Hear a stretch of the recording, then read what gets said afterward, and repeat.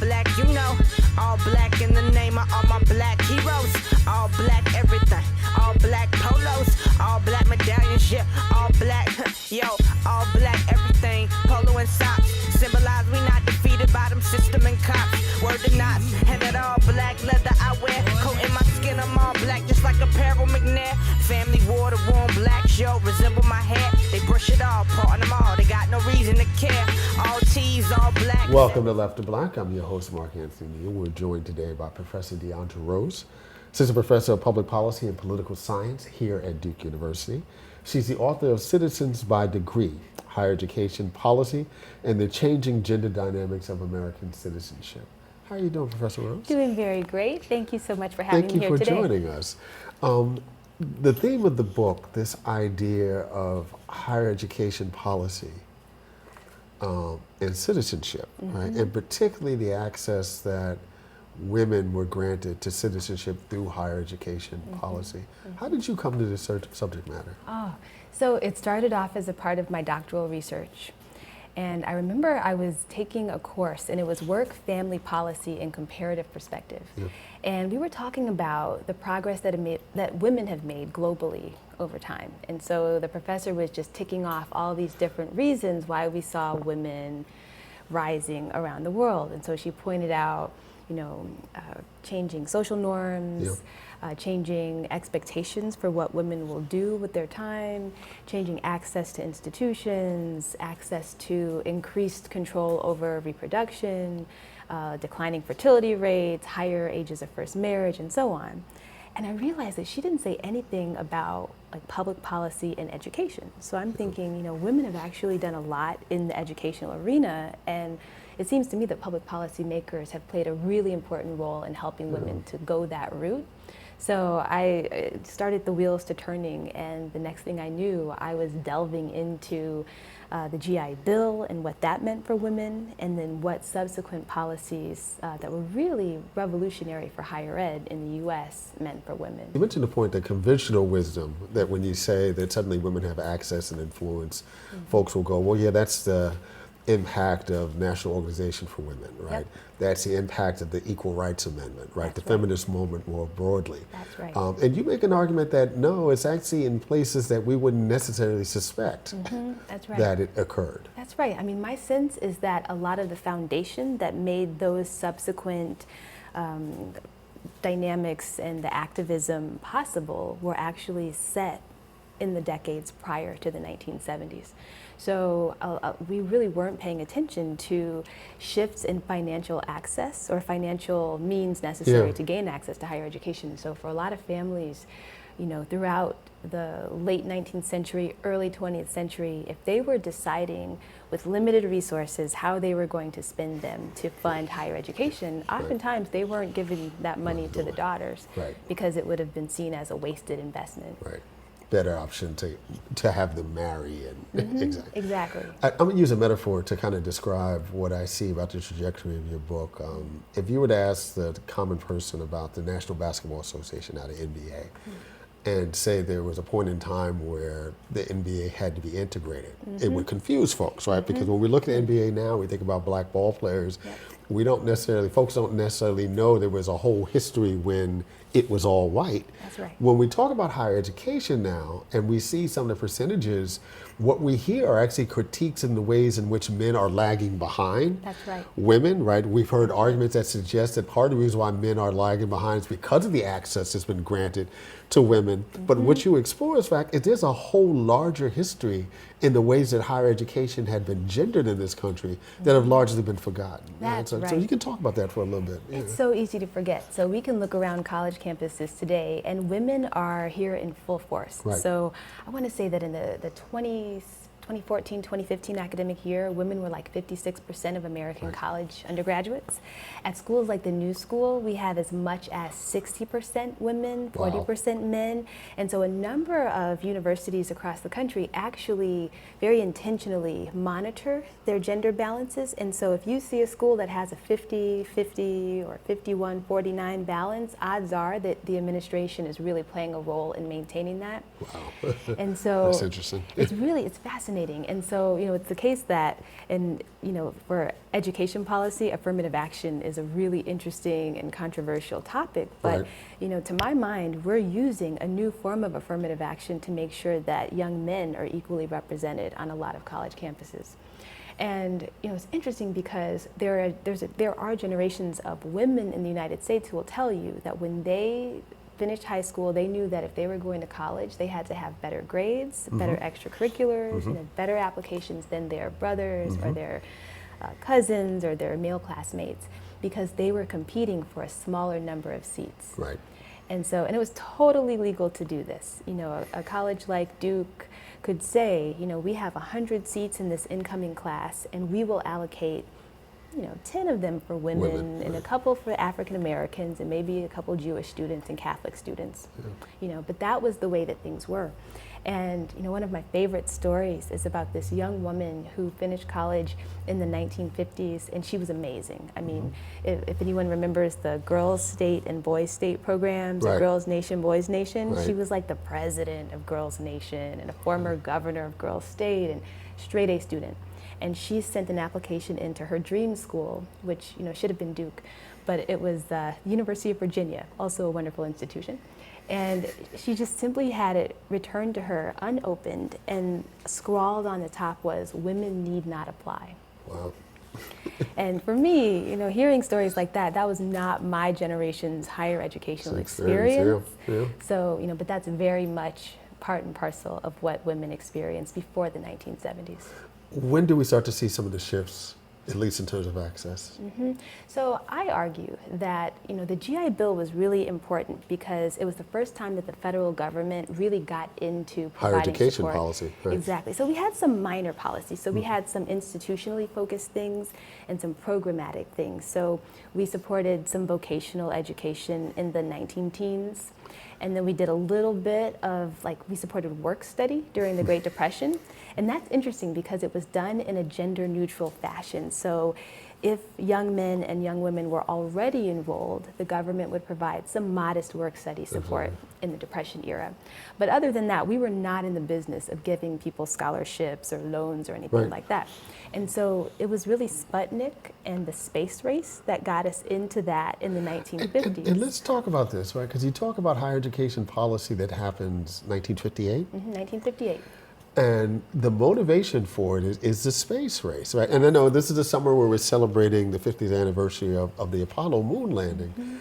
And again, folks don't always get the fuller history as we remember, right? About what that period was in the Cold War, like the war that couldn't be fought politically and couldn't be fought in places like Vietnam was being fought in space, right? In terms of who was going to get there first. And the Soviets were way out in front. That's right. Of the U.S. in development, and it's because of Eisenhower and these policies that let's get more people in college and trained. That's right. And it was about competition. Yeah. The idea that the U.S., when the Soviet Union launched Sputnik, the first Sputnik, it rocked our world. I mean, we were totally certain that the U.S. was superior intellectually, militaristically, in terms of STEM fields, science and technology, and that dashed our understanding of who we were as a nation. And all of a sudden, people were looking and pointing fingers, like, well, how did we fall behind? And and they turned to education. It was that we're not training our young people the way that the Soviet Union is.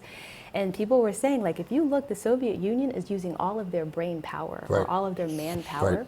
And here we are trying to be so selective and discriminating against different groups. And we really need to focus if we want to make sure that we have the best national security. And so that was really, it was interesting because there were lawmakers who had been trying to get a federal student aid program since the 1940s. Unsuccessfully, and it was really, they tended to be unsuccessful because of issues like racial integration in the southern states and the idea of giving money to parochial schools, which a lot of people took issue with. Well, they were finally able to take those existing policy proposals and to basically repackage them and tie them up very neatly and say, this is the National Defense Security Act or National Defense Education Act. And see, we have to focus on training people. And it was so interesting because how they did it was fairly bold. They didn't, specify that you had to have a STEM major. or Right. that you had to focus on science or engineering or anything like that. It's gender neutral. Gender neutral, like you could do anything at all. It was race neutral. But there were some interesting things embedded in the policy, so some understandings. Like so anybody could be eligible if you graduated from a high school and you got admitted to a college, but the policy did nothing to force colleges to admit any particular Right. group of people. Right. So we couldn't really actualize that access. So the college became more affordable, but, Right, but for who? but for who and where? Right. That didn't shift until we started to see these additional policies coming through in 1964 with the Civil Rights Act, and then 1972 with Title IX, that helped to shape the institutional access and to pair that with financial access. And that was powerful. Talk a little bit about the Higher Education Act of 1965 and looking through some of the language of it and kind of what Lyndon Johnson was trying to do. It seemed as though it was a built-in vetting process, particularly around race, that if we were going to offer this access, and really try to change what's happening socially around race in this country, that it, rather than give money to just simple social programs, right, that we might think it's wasted, let's spend money on what we perceive as certain kinds of black That's right. or women students who could come through, right? Folks who are already geared towards ascending into the middle class and carrying certain kind of middle class values by going to college. That's right.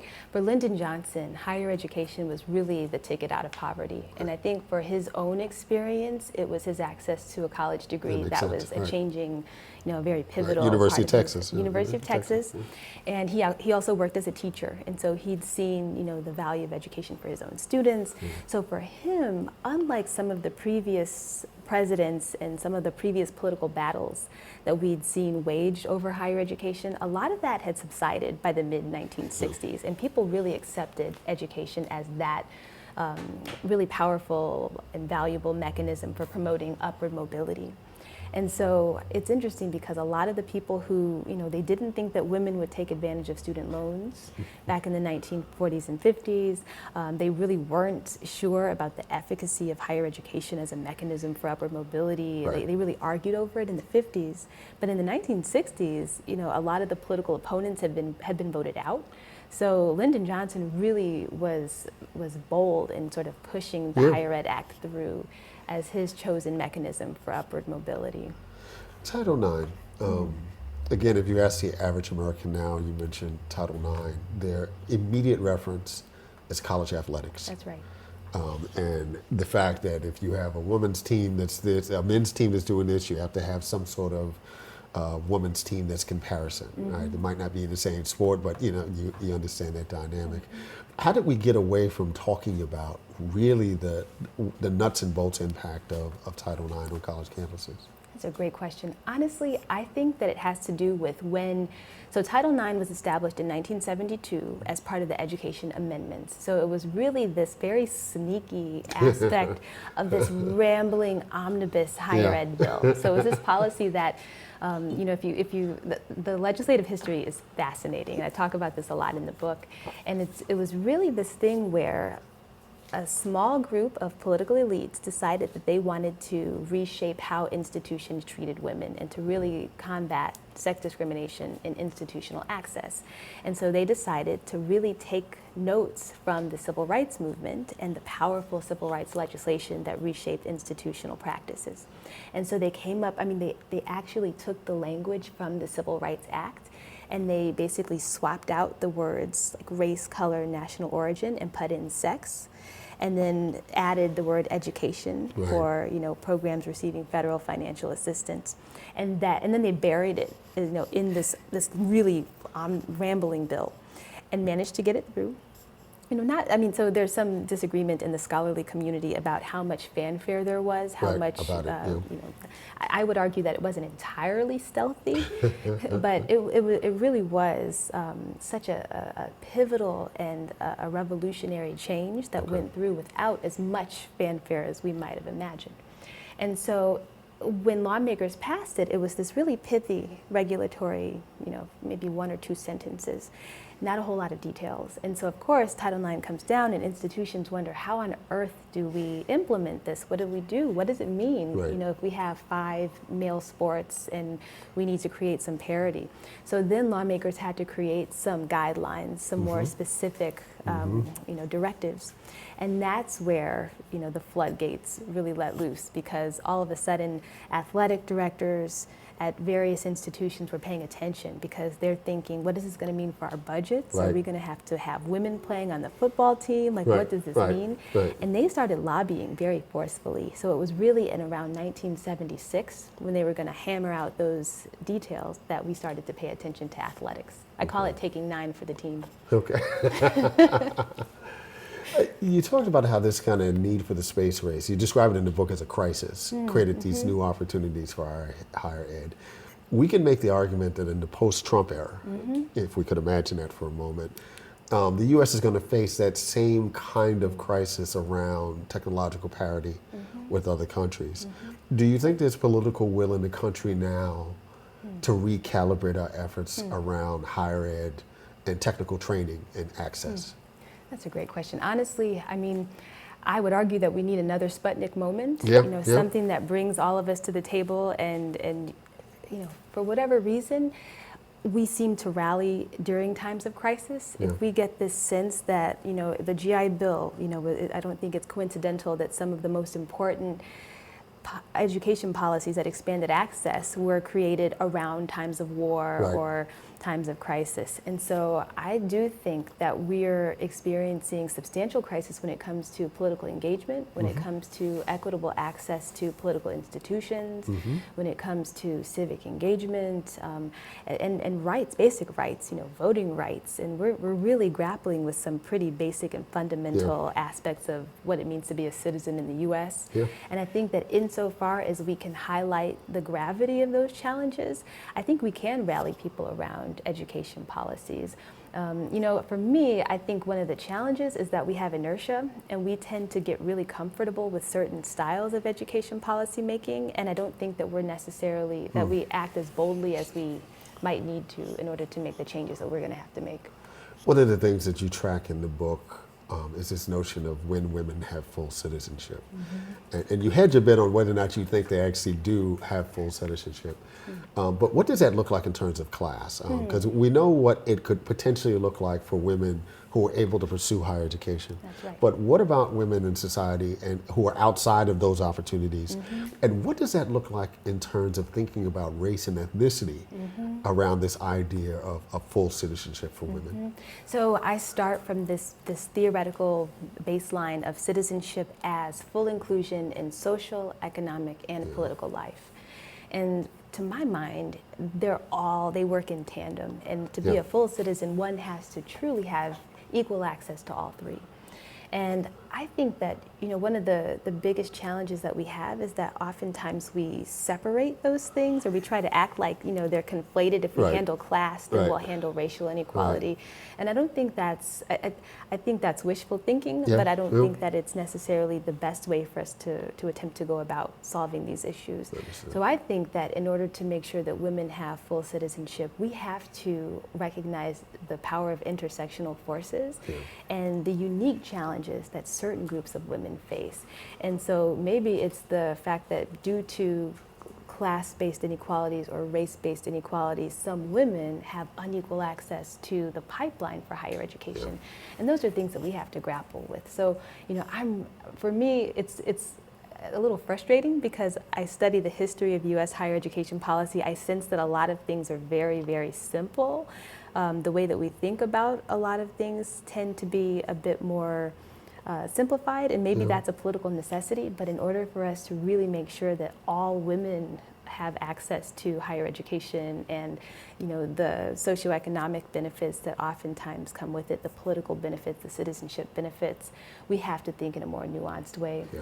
I think also we have to recognize that, So there's this new gender gap that we talked about, whereby men are falling behind in educational access and higher ed access in particular.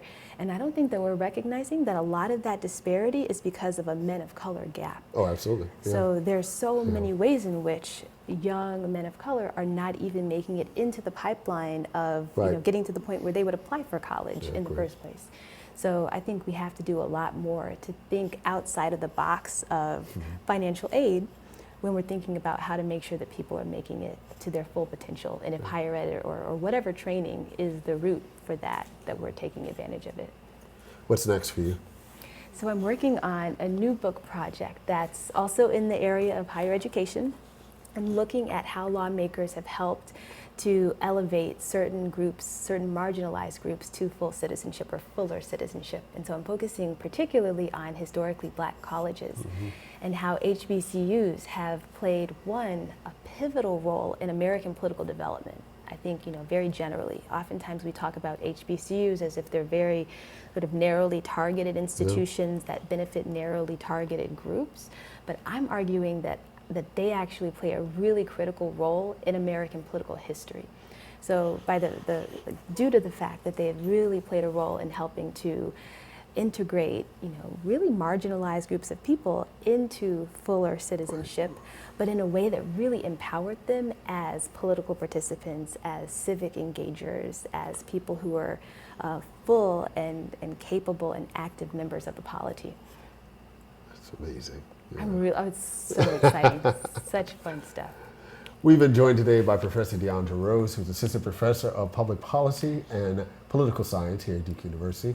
She's the author of the new book, Citizens by Degree, Higher Education Policy and the Changing Dynamics of American Citizenship. Thank you very much for joining us. Thank you so much, Professor Neal. It's been such an honor to be here. At the top is Barack and a stack of all black jeans, cause I'm never gonna slack. Black boy shorts on my ass, like teachers stay on short. Black boys in class, so they grow to lead the masses. Black sunglasses, cause my future bright. Molasses, Blackberry, write my rhymes in them every night, they scary. Black scarves, represent scars.